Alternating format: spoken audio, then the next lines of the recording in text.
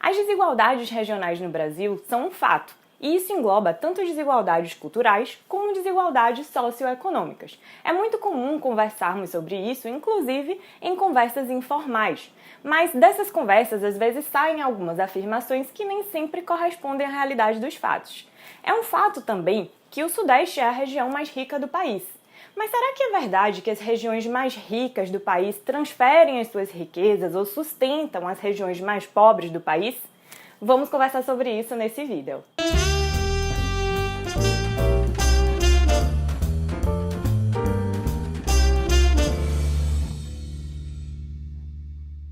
Para a nossa análise, vamos utilizar dois dados básicos. O primeiro deles é o PIB, e a gente vai utilizar aqui a participação de cada região do país no PIB nacional.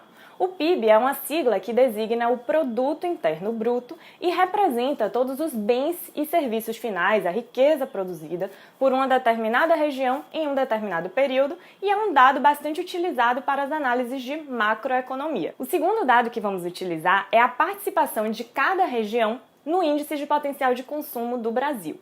Esse índice ele é produzido pelo IPC-MEPS, que oferece uma ferramenta para medir anualmente o potencial de consumo do Brasil. Então a gente vai ver qual a participação de cada região nesse potencial de consumo nacional, segundo a avaliação do IPC-MEPS. É claro que esses dados não são nossos, a gente colheu esses dados de outras fontes. O nosso trabalho aqui foi fazer uma comparação desses dados para verificar a situação de cada região do país, comparando uma com a outra, e produzimos alguns gráficos que vamos colocar aqui para vocês, para facilitar a nossa análise. Esses dados são do ano de 2016, que foi o ano em que a gente encontrou os dados mais completos aqui para o nosso propósito, para a nossa análise. A partir desses dados, vamos tentar fazer uma comparação entre a participação de cada região no PIB nacional e a participação de cada região no potencial de consumo nacional. Tudo em termos percentuais para poder a gente comparar quanto cada região contribui, tanto para o PIB, né, a produção de riquezas, como para o consumo. E aí a gente vai ter o seguinte: a região norte representa 5,3% do PIB, enquanto que no potencial do consumo ela sobe para 6%.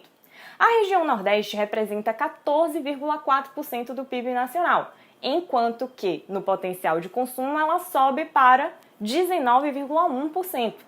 A região sudeste ela representa 53,1% do PIB nacional, enquanto que, no potencial de consumo, ela cai um pouco para 49,1%. A região sul representa 17% do PIB nacional e no potencial de consumo fica com 17,5%, quase a mesma coisa.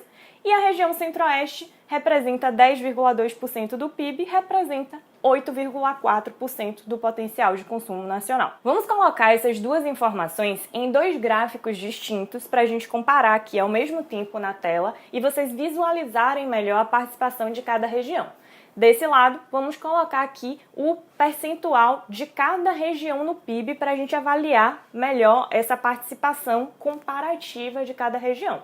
E desse outro lado, vamos colocar a participação de cada região no potencial de consumo nacional. Vamos verificar aqui, da participação do PIB para a participação do consumo, a região sudeste perde quase 4% na sua participação, a região centro-oeste perde quase 2% e a região sul permanece mais ou menos da mesma forma, só uma diferença de 0,5% não é tão expressiva. Por outro lado, a região norte aumenta a sua participação e a região nordeste aumenta em quase 5% a sua participação. Vejam que o Nordeste representa 14,4% do PIB e no percentual de sua participação do consumo, né, no potencial de consumo, ela vai para 19,1%. Isso pode representar que essa diferença do consumo, do potencial de consumo, seja um consumo destinado para a produção de outras regiões do país. Em termos de comparação entre as regiões do país, a gente pode chegar a duas conclusões preliminares a partir apenas desses dados. Primeiro, a região Nordeste possui um potencial de consumo consideravelmente superior à sua produção e a região Sudeste possui uma produção consideravelmente superior ao seu potencial de consumo. O que pode querer dizer que o mercado consumidor dessa região, da região Sudeste, que é a região mais rica, não está apenas nela, está em outras regiões do país. É claro que possuem outras variáveis que podem interferir no PIB da região, como o volume de importações e exportações, que nós não avaliamos aqui, realmente nós não entramos a fundo na composição do PIB para chegar a essas conclusões, como eu disse, preliminares. Mas aqui a gente está utilizando esses dados para ilustrar o perigo da gente fazer algumas afirmações sem analisar a situação comparativa das regiões do país. Então não podemos sair por aí dizendo que o Sul e o Sudeste, que são as regiões mais ricas do país, sustentam o Norte e o Nordeste, que são as regiões mais pobres. Na realidade, as regiões mais pobres do país, principalmente por causa da densidade demográfica, ou seja, do volume da população, da quantidade de pessoas que habitam essas regiões, possuem um potencial de mercado consumidor muito grande que, na verdade, corrobora com a produção de riqueza das outras regiões do país, das regiões que têm um maior potencial de produção. Então, na verdade, pode ser que haja uma transferência de riquezas, na verdade, das regiões mais pobres para as mais ricas e não o inverso. Mas o que essa análise tem a ver com a nossa temática dos direitos e tributos? Bom, na composição do PIB, nós temos não apenas a riqueza gerada com a produção de bens e serviços, mas também dos tributos incidentes na produção e no consumo. Assim, quando a gente tem que o consumo do Nordeste pode ser maior do que a sua produção, enquanto a produção do Sudeste pode ser maior do que o seu consumo, nós temos não apenas uma transferência de riqueza da região mais pobre, de uma das regiões mais pobres, digamos assim, para a região mais rica através do consumo em si, mas também através da forma como a sistemática de arrecadação e de distribuição dos tributos está organizada no Brasil. Vamos explicar isso melhor.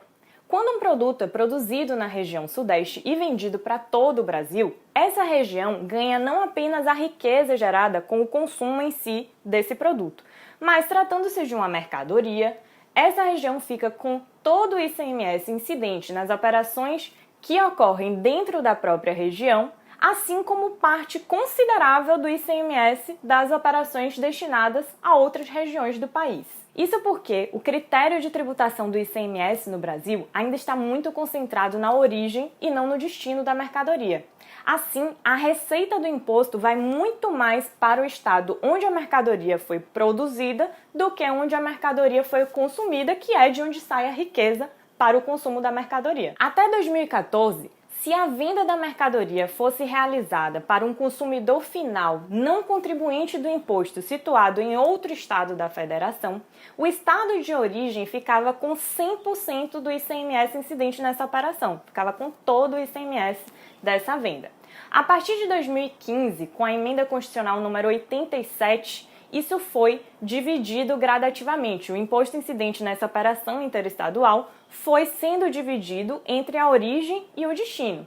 E mesmo assim, até chegar na situação de hoje, em 2019, o estado de origem ainda fica com cerca de 40%, às vezes até mais, do ICMS nessa operação em que o estado vende para outro estado. Ou seja, a tributação ainda vai bastante para a origem e não para o destino. Ela fica onde a mercadoria foi produzida e não onde ela foi consumida, apesar de ser um imposto incidente sobre o consumo. Teremos um vídeo específico para explicar essa sistemática da incidência do ICMS em operações interestaduais. Aqui a gente precisa entender que, quando uma pessoa situada no Nordeste adquire e consome uma mercadoria produzida no Sudeste, ela está não apenas transferindo o valor a título de valor da produção e lucratividade do produtor ou do comerciante, o que seria natural, mas ela também está contribuindo para a receita de impostos dessa região, o que é parte considerável do preço da mercadoria no Brasil. Assim, antes de sair por aí dizendo que as regiões mais pobres sugam as riquezas das regiões mais ricas, a gente tem que lembrar do potencial mercado de consumo que essas regiões mais pobres representam, principalmente por causa da quantidade de pessoas que ela tem, por causa da densidade demográfica. E apesar das rendas serem menores do que as das regiões mais ricas, essa população destina boa parte da sua renda para o consumo de bens produzidos em todo o Brasil. Então, se a gente tem uma região que concentra a produção e uma que tem uma grande população que destina boa parte da sua renda para o consumo, a gente pode ter, inclusive, uma transferência de riquezas da região mais pobre para a mais rica e não o inverso. Isso é devido à alta tributação do consumo que nós temos no Brasil e à sistemática de divisão da receita do imposto incidente sobre o consumo, que se concentra no lugar onde a mercadoria foi produzida e não onde ela foi consumida. Por outro lado, não haveria problema nenhum se houvesse efetivamente transferência de riqueza das regiões mais ricas para as mais pobres do país. Muito pelo contrário, isso é almejado pela Constituição Federal de 1988 em diversas passagens. Se a gente for verificar, já no artigo 3º da Constituição, a gente tem que um dos objetivos fundamentais da República Federativa do Brasil é erradicar a pobreza e reduzir as desigualdades sociais e regionais. Assim como um dos princípios da ordem econômica e financeira do Brasil é a redução das desigualdades regionais e sociais. Isso está no artigo 170 da Constituição. Além disso, a gente tem tantas outras orientações na Constituição, principalmente para a política financeira da própria União, reduzir essas desigualdades regionais. Bom, esse tema é um pouco polêmico e nós temos, é claro, algumas divergências. Eu tentei deixar para vocês aqui a minha interpretação a respeito dos dados que a gente utilizou e também atinentes à temática da tributação. Se vocês gostaram, podem acompanhar os nossos próximos vídeos. Eu deixo aqui um abraço a todos e até a próxima!